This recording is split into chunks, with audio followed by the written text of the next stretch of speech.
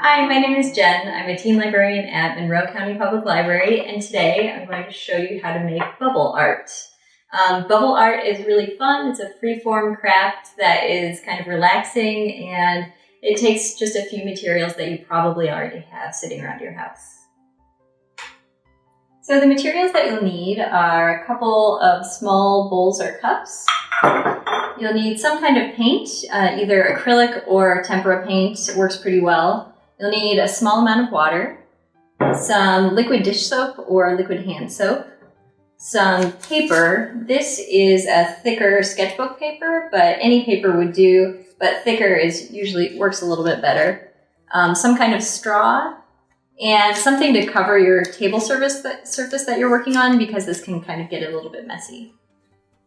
All right, we're going to start by putting a generous amount of liquid soap in your bowl. And there are no real measurements for this, so it's kind of fun. You can kind of play around with things. And a generous squeeze of paint in your bowl. Looks like that, or thereabouts. And then you'll use your straw, and you're going to mix it together to get everything incorporated.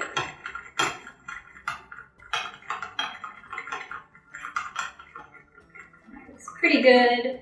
And then I'll add a small amount of water and then stir again to get everything pretty smooth and incorporated. If you don't see many soap bubbles while you're stirring, you could add a little bit more dish soap. And the bubblier the better for this. And then I'm just going to blow some bubbles.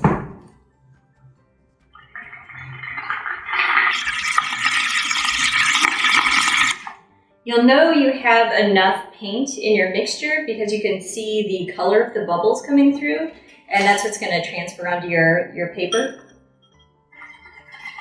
So you'll blow some bubbles, and then you'll kind of carefully put that on your paper, and just kind of keep repeating this several times.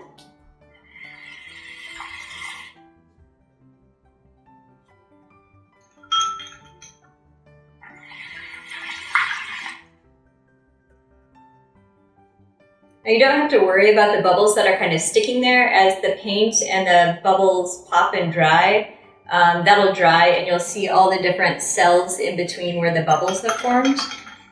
So it looks really cool in the end.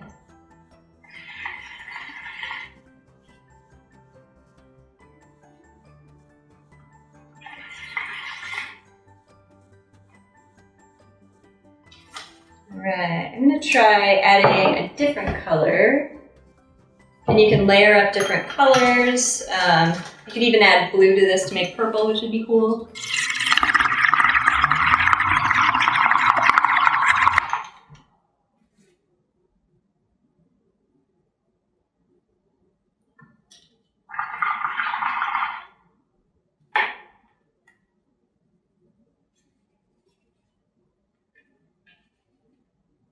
And there you go. So for this paper, you can use it as stationery to mail cards to friends or family. You can make covers for notebooks and kind of all sorts of different things, whatever you feel like doing. But I hope you give it a try and see what you can make. Thanks for watching. Thanks for watching. Be sure to check out our Instagram at MCPL Indiana Teen, and also subscribe to our YouTube channel to see all of the library's upcoming teen videos.